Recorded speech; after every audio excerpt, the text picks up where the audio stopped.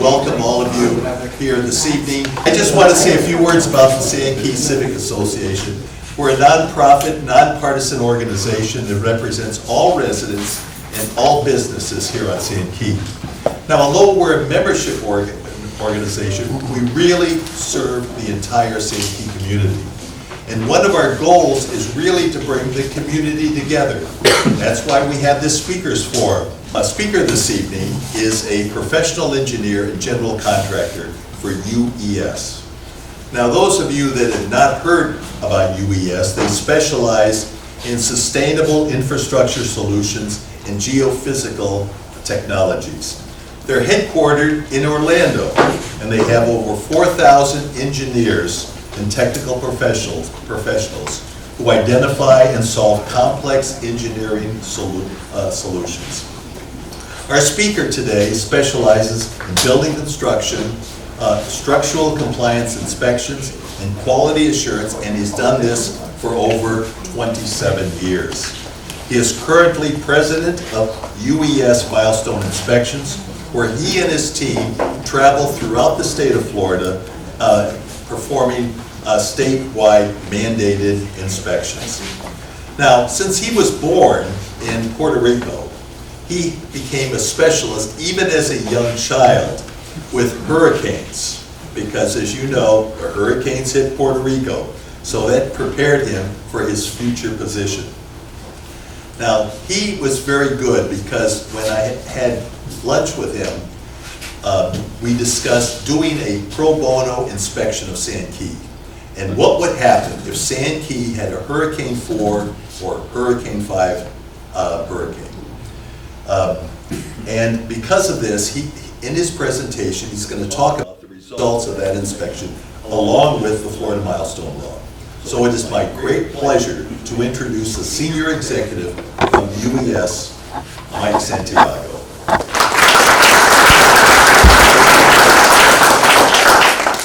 Can everybody hear me all right? I'm loud too, so hopefully, we'll all go deaf. So how are y'all doing tonight? Great. Yeah, good? Yeah, let's try that again. How are we doing tonight? Good. Outstanding. All right. So thank you for taking the time to be here and for having me over here. Today we're going to talk about aging structures in Florida. Okay. So of course everybody's heard the terms milestone inspections, and it's coming up. There's a deadline and such. So we went ahead and created a program for these inspections and mimicked a lot of the programs that are actually already accepted by the state. So although our parameters for these reports are, all the reports are due by December 31st of 2024, but the state and the Florida Building Commission should have the parameters to actually complete those reports by December 31st of 2024. So not a lot of window, giving us parameters for that, but here it is. All right, what we're gonna do is there's several sections of the presentation, and we're gonna pause at the end of every of those presentations and take questions, and of course we're gonna take some more questions at the end of the presentation as well. But if you got something really pressing, by all means, raise your hand, we'll get you a mic, and we'll rock and roll, okay? All right, let's get started. So, there we go. Okay, we'll give you a little bit of a brief history of how this came to be. Then we're going to talk about Senate Bill 4D and Senate Bill 154, which was considered to be a glitch bill to Senate Bill 4D. We'll talk about milestone inspections. We'll talk about the SIRS, which is the Structural Integrity Reserve Study. And we'll talk a little bit about, okay, how, if you're a property manager, how do you get ready for this, And then, of course, we're going to give you a little bit of a hurricane preparedness overview of what we found, at least that were really good positive highlights of the Sand Key community, okay? All right, so before Chaplain Towers, and of course we all know about Chaplain Towers in South Florida, they had a collapse and I think it was 102 people lost their lives, okay? And why that occurred, it's still a part of the investigation. They haven't published all the results, but there is a fantastic documentary called 10 Steps to Disaster from the History Channel that has the Chaplain Towers as far as the what occurred. So if you guys have an opportunity to look it up online, it's about 45 minutes, but it's very good. All right, so before the Chaplain collapse, the Florida Department of Law Enforcement in South Florida had also a collapse. The city of Miami said, you know what, that's unacceptable. So they created what's called a building recertification program or a protocol. So the city of Miami does that in 1979, and then Broward County adopts those same methods in 2006. So they've been doing it since then because South Florida had such a boom in condos and multifamily complexes back in the 80s. All right, because of the collapse, it became effective, Senate Bill 4D became effective on May 26th of 2022, and basically says that all condos that are 30 years plus are going to require a state mandated inspection so that we can all make sure that not only the asset that we're looking at, but the public safety is maintained. Okay? So after the condos are 30 years, we do an inspection, and every 10 years thereafter as well. So we're going to be definitely very busy at the moment. Now, if your building was built before 1992, then your milestone inspection is due by the end of this year of 2024. The jurisdictions, the state basically said 30 years or 25 years if you're within 3 miles of the coast. With the glitch bill, they decided, okay, this is getting very confusing as to where is the line of demarcation of that shoreline to the 3 miles. Everybody was just asking, say, okay, well, let's not do that. Let's just do it 30 years across the board, and we will give the municipalities the power to say, you know what, I want it to be every 25 years versus every 30. And some municipalities have started doing that. Pinellas County has not published their requirements yet, so we're operating under the guidelines of being on a 30-year cycle. On a 10-year cycle, but the first inspection happening after 30 years or at the 30-year mark for the buildings. Okay? All right. Cool. All right. So any condominium association that's organized under Chapter 718 and 719. 718 is the condo organization. 719 is timeshare or a cooperative. So anything that's established in there that is 3 stories and above will require a milestone inspection every 10 years after the 30-year initial certificate of occupancy. If a phase, and that's called a phase 1 inspection, if during that phase 1 we find that there are some structural integrity issues with the building, then it triggers what's called a phase 2. And a phase 2 is more of a deeper dive as to why it's happening, how do we correct it, and how do we keep it from happening moving forward.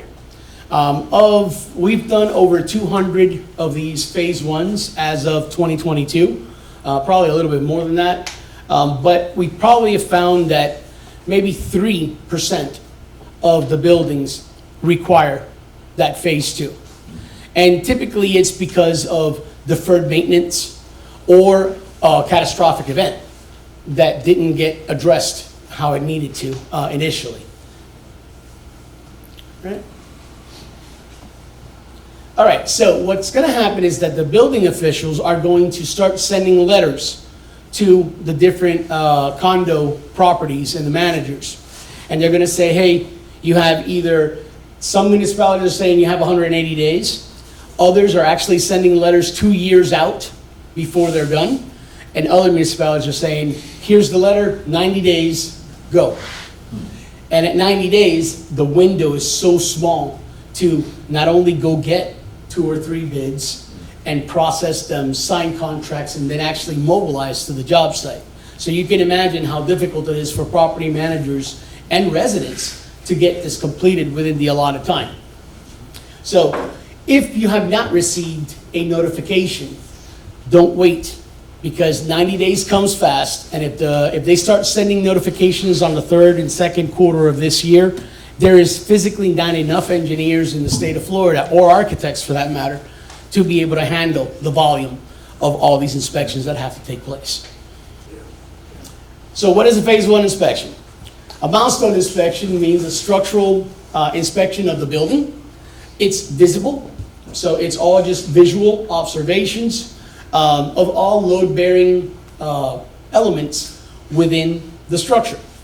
And it has to be done by a licensed architect or a licensed professional engineer in the state of Florida, okay? That's very important. The purpose of the inspection is to basically verify the structural integrity of the building itself. We're there to protect the asset, and we're there to protect life safety. We're not there to say, oh, by the way, your railings don't comply with the building code. We're not there to make a judgment on the building code. Your buildings were built in different building codes. They typically revise building codes every 3 to 5 years. So your building may have been, 1995 building code for that matter. You know what I mean? So, but we're there to determine the condition of the building, not necessarily make a judgment as to how code compliant you might be. Or, we're not gonna put the hat on of a fire marshal and say, oh, well, like, we think that you have, issues with your emergency lighting. We'll note it, but we can't make you, because we're not there to enforce the building code. That's why the municipalities are there and the jurisdictions are there for that. So what's a phase two inspection? Phase two, if we identify substantial structural deterioration in your building, it will trigger a phase two. We actually had one across the bay there that actually triggered a phase two. And it was because there was a lot of cracking on columns and beams that really didn't look normal, So we ended up having to do that. So we will do destructive and non-destructive testing to verify what's going on with the building. Destructive testing could be chipping at spalled areas, rolling them for sounding, and we also use technology, either LiDAR, GPR, which is ground penetrating radar technology, or LiDAR technology, which basically scans the room so we can get a physical representation of what's there. And we also utilize a technique called half cell potential, where we install electrodes in the structure and run an electrical current, and based on the resistance that we note, we can tell how much corrosion you might have within the rebar shell that goes in every concrete structure. When we do say substantial deterioration means structural distress that negatively affects the building's general structural condition and integrity. Okay, so we want to definitely make sure that it's a safe structure, and we make that in the reports. Particularly in South Florida, Broward County, and Miami, they specifically want you to put on the report that the building is safe for its intended purpose and occupancy. That's one verb, one phrase that we use quite a bit. If there are repairs, then it's the building is safe for its required occupancy and that while repairs are being completed. And they're very, very methodical about those reports. So they have to be right, because the jurisdiction is gonna look at them and then either accept them or reject them. And we're right in the process of that. So when we go out and we do these inspections, we're not necessarily concerned with aesthetics, okay? The building doesn't have to look good.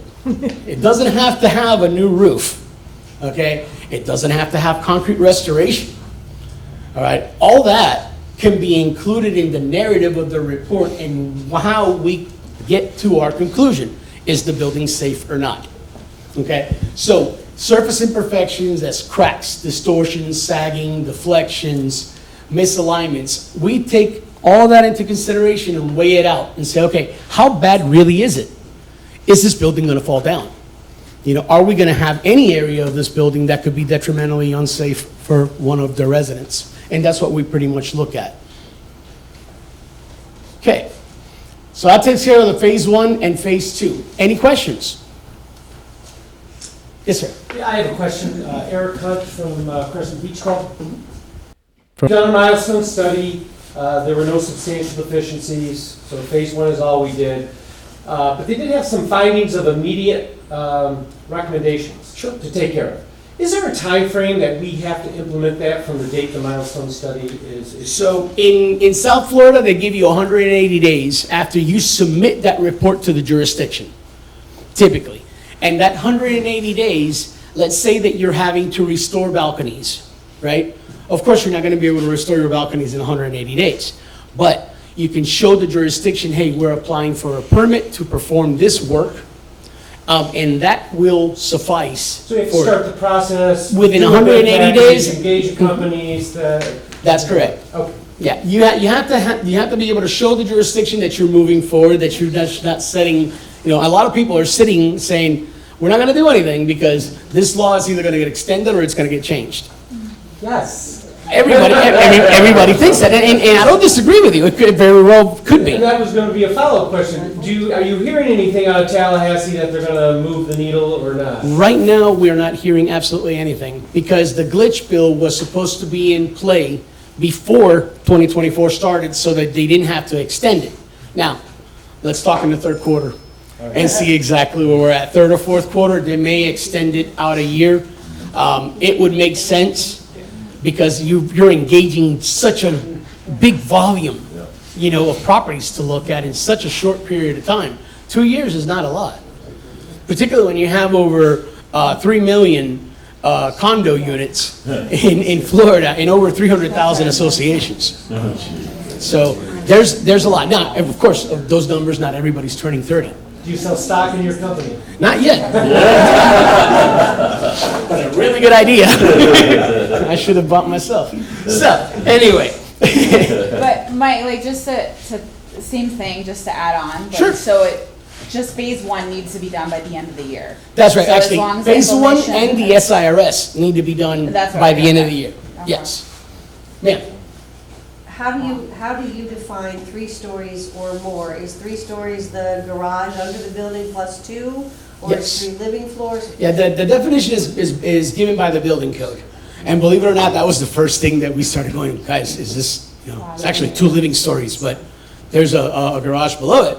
And we took it to the building commission, and they said, per the building code, that that garage space under the building is actually considered a story. So is it also true that if you have in your complex a bunch of single stories and 1 multi-story, then everyone has to be inspected? No. Just the building that's 3 stories and above. Okay, thank you. Yes. Sir? So if you have a finding and the board or the condo association does nothing, does it depend on the jurisdiction, what happens later? Or is it Yes, sir. Because the phase 1 inspection has to be uploaded or given to the jurisdiction. The jurisdiction is going to take it, they're going to read it, and if they're smart about it, they're going to dig into it. And a lot of the municipalities are actually evaluating their reports for completeness, which is great because it keeps us all honest. But if they see and there's a finding on that report that is enough to merit a structural repair, albeit could be aesthetic, or it could just be saying, hey, you need to fix these cracks because you're getting moisture intrusion, and eventually it'll become a problem. The jurisdiction has all their right to basically say, okay, you got this term of time to do it. And you'll have to submit at least an action plan for it within, typically it's 45 days after it's submitted to the jurisdiction, and then the repairs are typically about 180 days after that. Sir? Is there a definition of a 3-story building? For example, we have a clubhouse that has a below-ground racquetball court. The first level is up a couple steps, and there is a second level clubhouse room. We heard initially that was a 3-story building, and then we heard it may not be. Is there like a height limit in terms of feet? for that? Not that I know of, sir. I know that the functionality of the story is what's really more value in the building code as far as when we researched it, but it didn't have a specific height requirement for that. Now, logically, I would think that if it's a kind of a mid-story where you have a subsequent level, that may be considered, but in essence, what I would do is I would actually take it to the jurisdiction and say, hey, Oak Woods, this is what we have, and you can actually reach out to the building official. They're very approachable, particularly when it comes to Milestone, because they want to make sure that they educate as many people as they can. When I call, I say, hey, I have this address. we're questioning, if we actually do need the phase one inspection. We don't want to go spend money that, we don't need to at the end of the day. And they usually tell me, yes, Mike, that one does require it, and they give me parameters. In South Florida, they typically assign a case number, so they actually take it from from beginning to completion based on that case number, and all the documentation and references go through there. Okay, thank you. Ma'am? Who is responsible for submitting the milestone inspection summary or report to the jurisdiction? Typically, it's the engineer. It's the engineer? Yes, ma'am. Now, in South Florida, it's been both ways. It's been owners and it's been engineers, or architects for that matter. Sir? How are the jurisdictions coping with the volume of documentation that's supposedly going under review? It's a challenge, but they're being very accommodating to us, because there are reports that we can get out and submit, and they get rejected, and then they have to be re-inspected.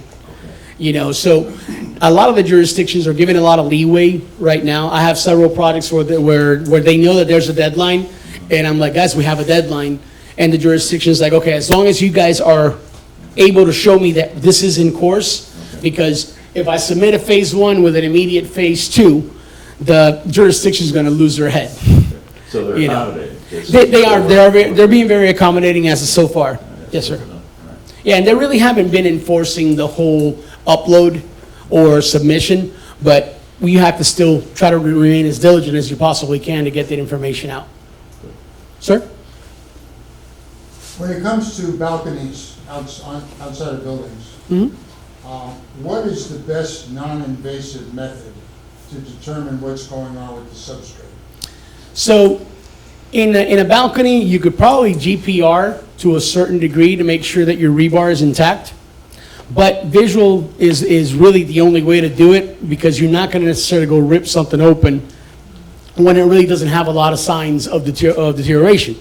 A balcony, typically you'll see deterioration around the edges is where the stucco starts to collapse. Some balconies, when they install the tile, the floor tile or floor covering, they take it right up to the edge of the balcony, and that's definitely not the way to do it, because water will go right through it, go right underneath it. So you want to pull that tile back at least 3/4 to an inch from the edge so it has adequate cover. But usually that's what we do. So what is the preferred method for non-intrusively examining it to figure out? I would say sounding. Sounding. Can you describe what that is and how it works? Yeah, absolutely. So basically sounding is, you have a little roller ball with 2 sprockets, like the sprockets from a motorcycle. And they have 2 of them. And then basically you roll it and you can hear the difference in the tone as it impacts, as it taps. But it's light enough to not break the surface, of course, because you don't want to tear everything up. But it still gives you an idea where those hollow spots are. Because when you find those hollow spots, usually those are areas where water has gone through and delaminated the stucco or gone into the concrete. But you have to be mindful, because if it's a floor tile, just during installation, you can install a tile that's hollow, with a thin set.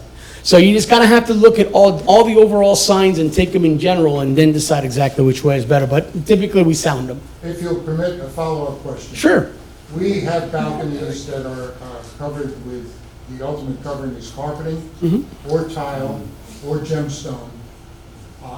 And will this method work on all 3 to determine? Not necessarily. Carpet is hard because it's got sound deadening material within it. And then, of course, it's got that commercial glue. So we would have to probably look at it and come up with a scope as to how to determine it. But right now, a balcony inspection is just a form that you fill out for the state. There is a state form for balcony inspection, and it's basically all visual. It's all visual evaluation. Thank you. Yep, no worries. Yeah, absolutely. All right. So what's an SIRS? Structural Integrity Reserve Study. So when they passed it, they said, okay, one of the biggest issues that Chaplain Towers had was the fact that they had a lot of deferred maintenance. And because of that deferred maintenance and a conglomerate of other issues, that's what caused the collapse. Their pool was leaking like a sieve. Plus, They had chlorine water going into the amenity areas, plus they had all that salt water coming into the building as well. That's really, and then of course, they had some other issues. They had some design flaws. They put the big vegetation planters on the amenity deck because it was something that everybody wanted to see. What they didn't do was they didn't support the parking deck below that was holding those planters up. So they actually deleted beams that were supporting some of those planters. So it was a conglomerate of things that happened there. All right, so the SIRS also needs to be completed by December 31st of 2024. Basically what we're gonna do there is that a structural integrity reserve study is a study of the reserve funding for future major repairs or replacement of common area elements based on a visual inspection. So when we do these, of course, it has to be performed by an architect or an engineer or a certified reserve analyst. That was in the glitch bill. Before it was only architects and engineers, but in the glitch bill, they said, you know what? There's a lot of reserve analysts out there. Let's bring them in the fold because there's such a big volume of properties to look at. So the SIRS, the Structural Integrity Reserve Study, takes into consideration expected useful life and remaining useful life. Okay, so if your building's 30 years old and your roof was installed, 10 years ago, but it's a 20-year roof, so you know that in 20 years that roof needs to be replaced. Your buildings typically should be painted every 7 to 10 years. So that's a recurring reserve. So traditional reserves will carry those, but the Structural Integrity Reserve Study specifically outlines that they have to pick up certain things that are within the structure itself, and these are it. You're gonna look at your roof, your load-bearing walls or other primary structural components, fireproofing and fire protection systems, plumbing, electrical, waterproofing, exterior painting, windows and exterior doors if they are common area elements, or if your covenants are written to where windows and doors are basically of the entire building are responsibility of the condo association.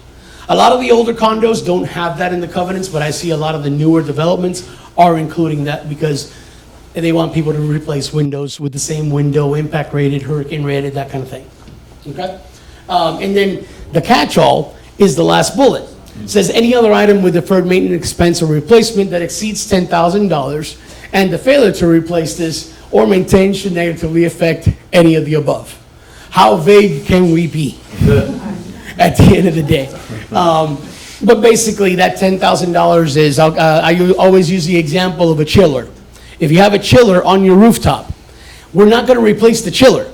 We're gonna make sure that the support that's supporting that chiller on the roof is good enough and it has a longevity, or we'll end up replacing those supports over the term. We forecast out 30 years, but the law only says 10 years. But to truly do a reserve analysis, you gotta go out further. But within those 10 years, that's, every 10 years you'll have to end up doing another SIRS. Okay, how do we prepare as an association? Most important thing that I always say is evaluate your engineers or your architects. Whoever your team that is going to perform the inspection, make sure you have the correct people and the correct team. That way they can deliver and they can give you a logical approach and not be so conservative that becomes cost prohibitive. When the program first started in Miami, there was engineers that were coming in saying, oh, your building needs $25 million worth of work. And then people were going, what do you mean? Then they call up another engineer and that other engineer says, you know what, I think you only guys need about $2 million worth of work. So, which is correct. It's still a professional putting their license on the line. So that's why you have to make sure that you're selecting the correct people to do the correct job. Make sure that you have that engineer or architect or professional knows how to submit those reports to the authorities, to the jurisdiction. And also the last, one of the biggest bullets is make sure that you can disclose to that professional everything that's happening in your building. The more history that we have when you're doing the SIRS, the better result that you're gonna have. Because the engineer doesn't have to be conservative in his approach. He can say, I can go in and say, I'm gonna replace your roof for $500,000. And I have the data to prove it. But you say, Mike, I have a quote that's actually $350,000 from this contractor. I say, fantastic, because then I can take that quote, include it in my report, and put it in the narrative saying, per condo association, we were provided a quote, and this is the amount for this particular component, which are all the bullet points that we kind of looked at before. So that's why it's really important to make sure that you're familiar with your building and that your board has all that historical information, okay? Because hardly anybody has building plans on a building that's 30 years. The building departments don't keep those plans all the time. All right? All right, make sure that if you have contractor repair data, you provide that, and you talk about that, gather your plans, maintenance logs, make sure that the engineers have access to the units during the phase one. And if you have the ability and they're able to do that, have them fly a drone around the elevation. Because you can also pick up a lot of things, as you're flying around, okay? Flying the building envelope and everything else. Don't wait to schedule your inspections. Again, I can't stress that enough because time is of the essence pretty much to be compliant. Phase one and phase two has to be submitted to building officials and unit owners, okay? SIRS becomes part of the condo association documents but does not need to be submitted to the jurisdiction. So the jurisdiction or the BBPR, the Department of Business and Professional Regulation, are going to police the effort. So they will show up to your condo association and say, okay, can I please see your SIRS? Here's a SIRS. Can I see your proof of funds? Here's a bank statement. Or here's a bank statement and here's the mechanism if we fall short, be it a line of credit or a mortgage or whatever the case might be that the condo association has. So they don't necessarily tell you, you absolutely have to have the money. You not only have to have the money, but you also, if you don't have the money, you have to have the means to be able to get that money, okay? And you have to be able to prove it. So it's not just that, well, this is what we thought we were gonna do. They're gonna dive in a little bit more than that. All right, so this is Sand Key. We did a walkthrough of all the properties and kind of, walked through. And it wasn't a walkthrough, it was really a drive-through. Because it would have taken us several, at least a week to go through the entirety. You guys have 29 condominiums, 224 townhomes, 66 single-family homes, 2 hotels, and of course the ancillary government buildings or community association buildings like this club is. We went through and we kind of walked everything, drove around and saw what we saw. How do you, I think that when we started looking at how will we fare on the storm event, it's actually not that bad. Now, Sand Key, you guys have tidal effect, you guys have wind, and you guys have water on all sides. You know what I mean? It's a fantastic place to live, by the way. I'm extremely jealous. So I think I mentioned that to Ray a couple times. All right, so how do you guys stack up? When we were doing our walks, I was like, this is not bad, because we saw that a lot of the condo buildings have either a below ground garage, okay? Anything that has a below ground garage is likely gonna have sump pumps somewhere. So if you guys are trying to get ready for the hurricane season, make sure that those pumps are cycled and checked, okay? Because the last thing you wanna do is have to have a technician come out the day before the storm to make sure that your pumps are working, okay? And then we also saw that there is a lot of first floor pass-through areas, okay? Designers, when we're designing for storm surge, we basically want to sacrifice the first level, okay? We want to have that water flow and have it take whatever it wants to take. You see a lot of these, $5-6 million homes that are right on the beach, and that first story is all plywood. Granted, it does have a structural shell. It has a concrete shell. It's designed like a bunker, but it does have breakaway walls. So a lot of the buildings that we saw that didn't have the underground garage have that pass-through, okay, which is great. And then you got a pretty good system of swales all over the place. So basically, I always say that there's 3 rules to engineering: drainage, drainage, and drainage, okay? Because water is the finger of God. it can basically say, you know what, I don't like that structure. You know, and just, there you go, it's in the bay, you know, or in the intercoastal. But a lot of the properties that we saw do have that pass-through, which is great to see. And you do have stormwater control all over, so this community they've done really well in designing this community, I think, overall. As far as the recovery effort, I'm not saying that you guys are never gonna get hit by a hurricane. We're all gonna get hit by hurricanes, you know, and we are gonna have damage. You know, a lot of the properties that I saw have storm windows and doors, and the ones that don't are in the process of changing them out, which is great, because you wanna have impact resistant, particularly projectile resistant windows, okay? We observed several properties with those storm windows and those storm sliding glass doors, which is a really good thing to see. Because of the only area that we saw that I noted with Ray was that the single-family homes are a little bit elevated.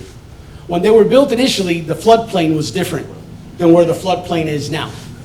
So you will have some loss of property on the single-family, single-story or two-story homes that don't have a breakaway or have a pass-through area and are below that floodplain. Now, one of the things that we kind of talked about a little bit is, what if you tear the house down? Well, if you tear the house down, you're going to have to come back with applicable building code. And the floodplain elevation, you have to be above it. So that basically puts the house on stilts or with a breakaway first floor. And it's still, the aesthetics of it might still remain the same. You're not gonna see one house out of 10 that all of a sudden is taller than the other one. That's probably not gonna happen, but yeah, the design of that structure is gonna be a little bit different. So overall, you know, the Sand Key community is not in bad shape when it comes to a wind or a storm event. Now, you do have to make sure that all those soils and all those stormwater inlets are clear and that there's maintenance done to them. As an association, you can request the county or the city to say, hey, when was the last time that our system was looked at? And just take that into consideration and be the voice of the community at the end of the day. All right, now we open up for questions. Yes, sir. I have a question. So, is all this inspection stuff unique to Florida? There's a big continent, and there's other continents with buildings right on the saltwater. They all going to require all this stuff, or is this Florida's? It's Florida as of right now. The state of New York is doing similar inspections, but mainly on parking structures. So why? Well, because of what happened. It takes a calamity for everybody to take action, and that's what happened at Surfside. Doesn't it make sense that? Absolutely. Why don't we copy what everybody else is doing? Yeah, no, and that's true, but the only issue is that because we had that loss of life and not everybody has that, everybody needs to have the state take some action for it. Sir? So let's say we're one of the unfortunate ones that are in the 3% out of your mix so far. If you find a deficiency that they have to go to phase 2, does that fund have to be funded? So in other words, if you found a deficiency in rhubarb or whatever it is, you have to go ahead, is it 180 days to correct, or do you have to fund that in the reserve? So let's say that it's actually going to take you more than 180 days to get the design and get the permit. Sure. I would push to just, if it requires a permit, to get the permit, and then in the interim, try to fund it, certainly. Likely it's going to be a special assessment. Sure. You know, because it truly meets that definition. It's an unforeseen condition that they didn't see. So, but to clarify, if you do need to go to phase 2 for whatever reason, you have to address that elephant in the room right away. Yes, sir. Okay. Yes, sir. Ma'am? The building is inspected. Is the seawall part of the foundation and inspected part of the Yes, ma'am. So it is. Now, let me backtrack just a little bit. There's a caveat.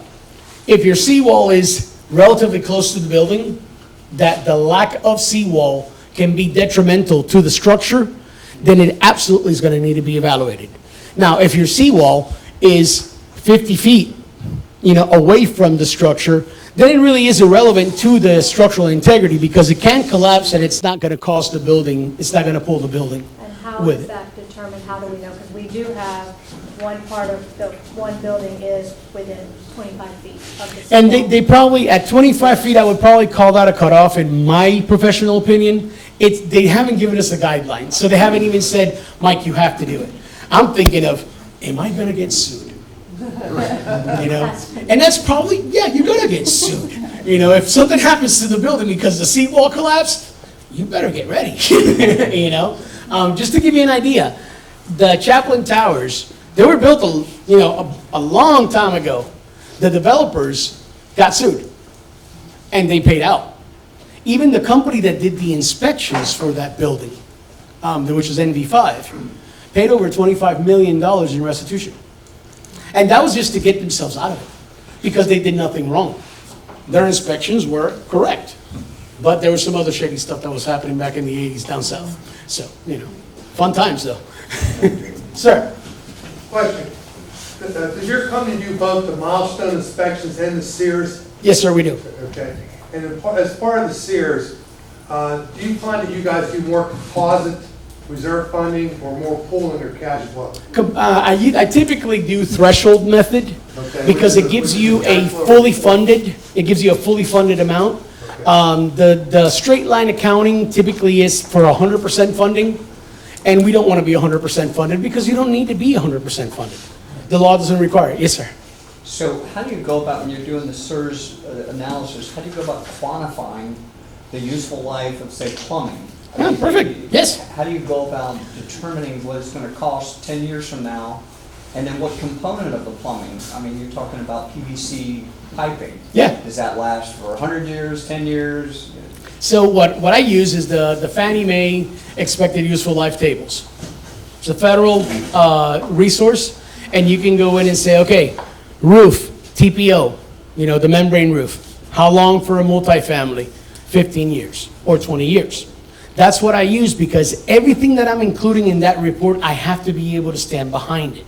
But a roof and painting and all that's easy to do. You can look at those guidelines, you can get quotes and bids. Sure.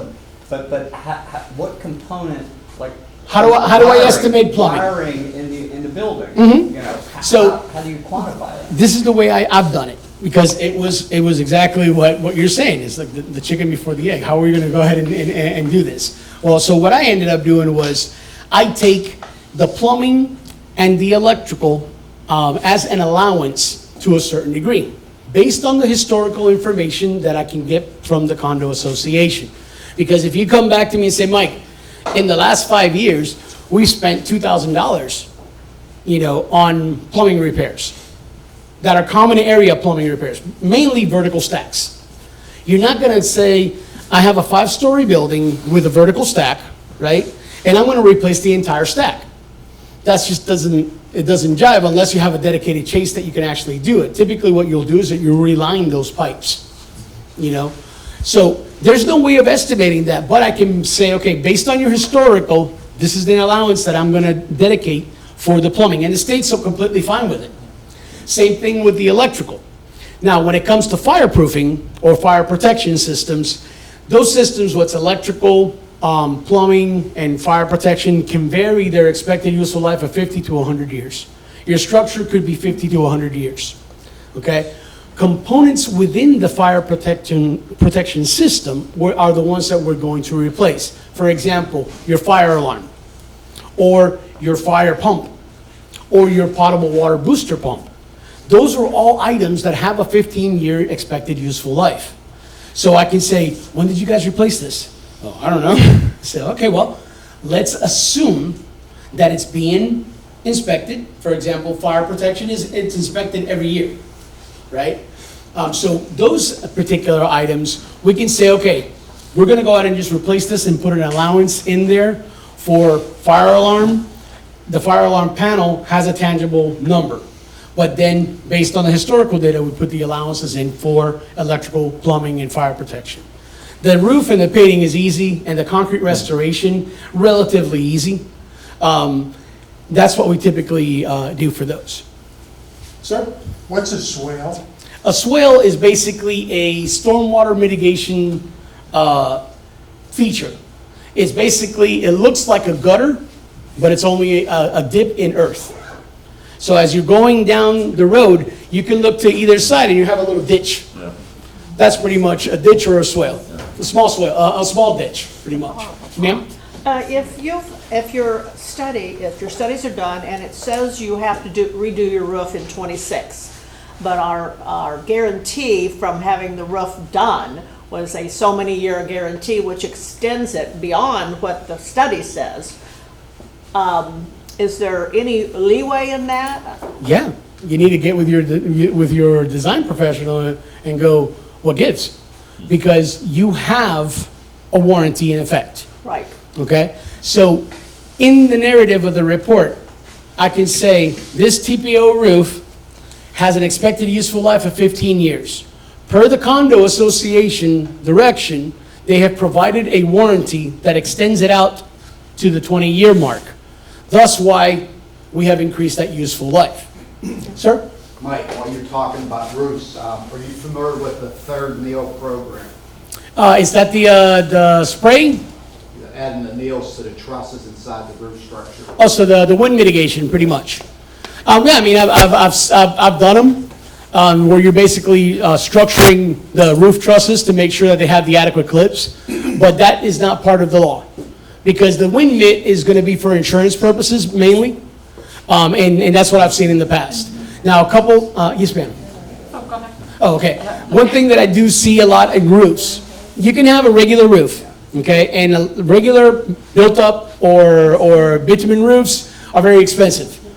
So a lot of the associations say, let's coat it with like an epoxy coating, okay, and they warranty it for 10 years, okay, and they can redo it in the subsequent 10 years, which is perfectly fine. It'll perform because they stand behind the warranty and they'll do repairs or whatever.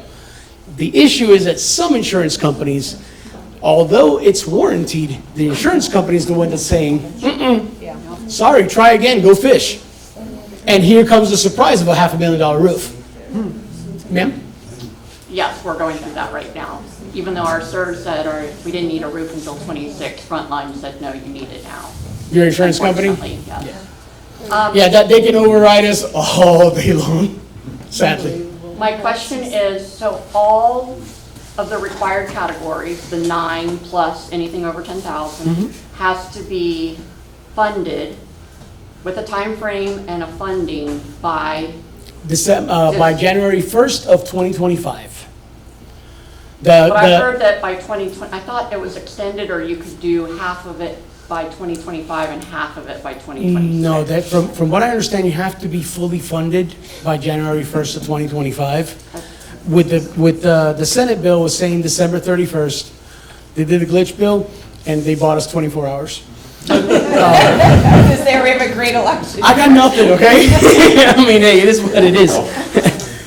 Ma'am? You mentioned you do, I want to be sure I understood you correctly. You said you do not support 100% funding? I don't, it's not that I don't support it, I don't necessarily like it, because if I gotta replace the roof in 10 years, why do I have to have the full amount now?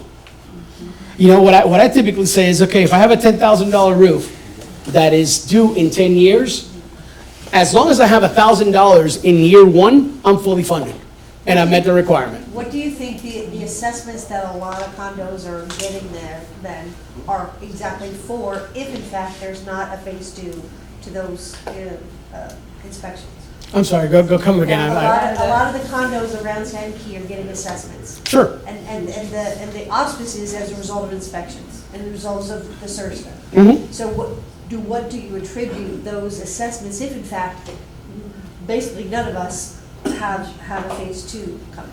So basically is and because let's say that your roof is shot, okay? That doesn't necessarily mean that we're gonna go to phase 2. It just means that your roof is shot, you know? So when we take a look at those and consider those components, we have to look at the expected useful life and its general condition, and then do the estimate as to when we think we're replacing it. The way that UES does it is we prepare the SIRS and the phase 1 milestone. The phase 1 milestone, typically, we don't need any revisions because it's either gonna require a phase 2 or it isn't, and it gets a clean bill of health.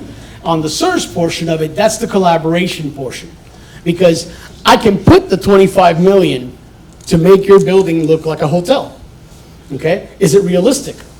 It may or may not be. But if you take a logical approach to it, and you're able to control your narrative and get your numbers concise, send that to the association as a draft. Have the discussions. In fact, have the difficult discussions, okay?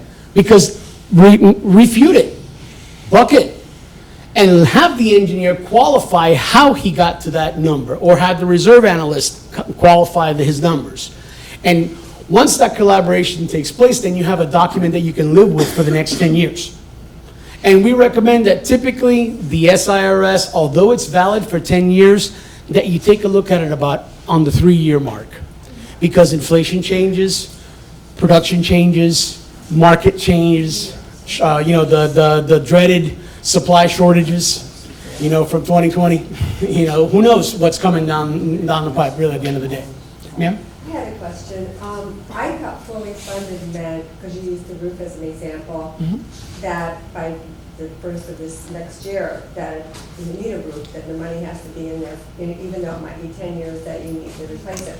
I got fully funded meant that you have in place where you're collecting, if you have a roof that needs done in 10 years, over the next 10 years, you've got it in place where you're collecting from each unit owner a certain amount of money, so when that 10 years gets there, you do Exactly. have enough money Yeah. in there. So it's not that you have to have like $1 million.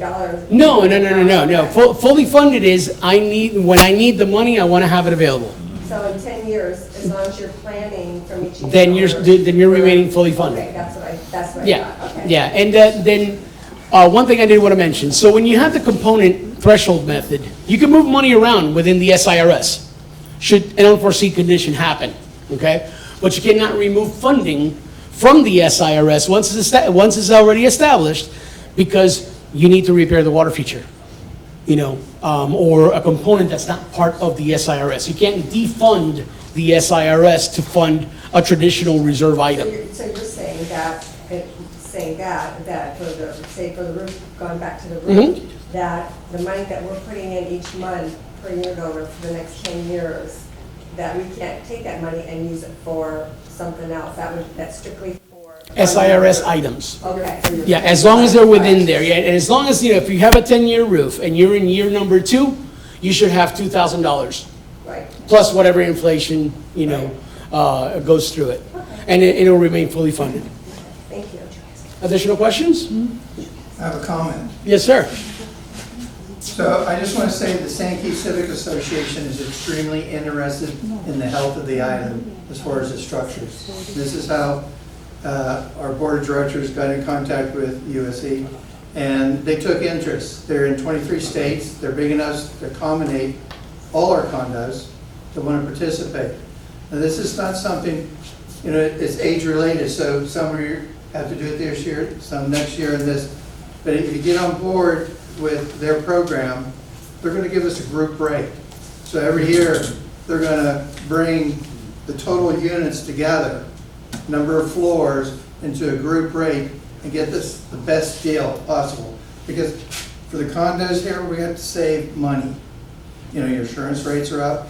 So we're looking at all these costs. And how can we help you? They took an interest. They've come out here. They told us. But you may already have an engineering company you're working with, but they're willing to group us together. And every year, so get on board if you're interested. Talk to the other condo presidents. Tell them what's going on with the Sankey Civic Association in relation to their company. And contact us, and we'll get you into.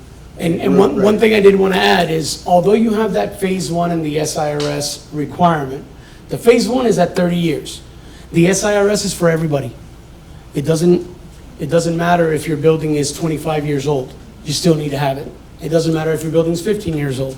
They still want to have that SIRS implemented by the end of this year, regardless of the age of the building. It's a 3-year-old building or a 2-year-old. Same. We're doing actually one next week that's going under a turnover report. That they're giving us the turnover report, and I'm like, fantastic! We have all this data, and then we're going to also do our own inspection and generate the report. Any other questions? I just want to add one more thing. Sir. So, we're interested in the Healthy Island. We're talking to the Clearwater Fire Department to do practice drills in any condo that wants a practice drill. This gives their personnel information. They've been in your building, and a fire spreads, doubles in size every 30 seconds. So if they're in your building before in a practice drill, and then they're at an actual alert, and they have to make a split-second decision. I've been here, I know the mechanical room's this way, I go, it's to your advantage to sign up for this. So any of you, if you're interested, you gotta let me know, because we're talking to them now to set this up. It's free, but they're interested in doing it over a 2-week period in probably November time period. So if you're interested, please contact me. So we get this. It's just a fire drill through the Clearwater Fire Department. It's non-destructive. They're not going to come and bash your doors down. They're not going to turn the hoses on. They're going to unwind them and things like that. But it's key. We care about you guys, okay? Is it interactive with the owners that are on site when they do the drills? We're just working out all the technicalities, but they do this where condos want them to come in. Okay? So we're working on that, and we'll have more details. But if you're interested, please give us some feedback, because we care about it. Okay? I have one question for Mike, please. Mike, right? Yes, ma'am. Okay, thanks. Who, I've been coerced, so. who, if anyone, is lobbying for us, the boards and the owners up in Tallahassee? So my understanding was that there was a committee that was formed when they were talking about Senate Bill 4D and then under Senate Bill 154. The Florida Building Commission has really been the one that's pretty much taking control of the effort, because the state said, you guys do the building code, because we have the Florida Building Code. We're the only ones that have a Florida Building Code. So they basically said, Florida Building Commission, come up with guidelines and come up with the program that you guys want us to follow. And in the meantime, I'm just following the Miami-Dade County program, which is the most onerous one, in the state.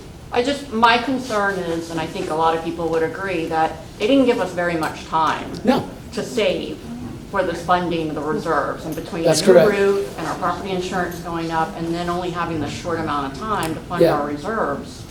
That's a lot of money. Yeah, And no, I'm without a just doubt. wondering And who up there- to give you guys a real quick idea, the cost of a milestone inspection can vary anywhere from $800 to $1,000 more per story. The SIRS typically is about 80% of a milestone inspection, because it's based on on-site time and time writing the report. That's all it is. Gathering the data and then drafting the report. Well, my concern is, who can we call, how can we legislate for ourselves to try and get this time frame maybe stretched out another year or two? You know what? I'm gonna ask some questions on some of the people in Tally that have been doing a lot of the lobbying for us. The Florida Engineering Society (FES) was lobbying. I may be able to reach out because I have a friend that also was big into the SIRS guidance, and I can ask and see, who was present for the community, and let Ray or Fred know, and of course get you the information, man. But are there even enough engineers to handle all this issue? No, ma'am. There's not. No. There's not. So what, I would think you guys, the engineering world would be. FES has been saying already to the state, hey guys, there's a train wreck coming. Yeah. But the train wreck only is a train wreck when it wrecks. Well, Mike, what do you think the repercussions, like if they don't get the engineers out by the end of the year because nobody's contracted them, maybe they've been they can fine them. per build, and the fines being They can HOA, fine. now it's another special assessment for all the condo owners where they're already Right undergoing all now, these assessments. I That's did super. 36 buildings for a multifamily project in South Florida. We turned in the reports in time. They rejected several reports and they sent us to a magistrate because the right hand of the municipality wasn't talking to the left, saying, all they have to do is revise the report. Yeah. It's just a typo. But no, they sent a letter immediately calling out for a magistrate. We addressed the magistrate. Everything is good, but now they're going to the court because the magistrate didn't talk to the other department in the jurisdiction, and they sent another letter out. Oh goodness, so that's So what I thought that too, was is where court. all, what you guys are asking is just how many actual engineers for contracted for the state right now are do we have a number, like, I can't remember. Right now, I wouldn't wait. Yeah, okay. Because, I mean, the way that I did my forecast for this year. Last year, I forecasted $2 million in gross fees. We went to 2.3. This year, we're forecasting $3 million in fees, and we're already in over $1 million, and we're in just starting the second quarter. Okay. That's how busy we are right now. So if you need it, please reach out. I have some business cards up here. Not everything that I do comes with an invoice. So please, if you want somebody to put eyes on your property, give me a call.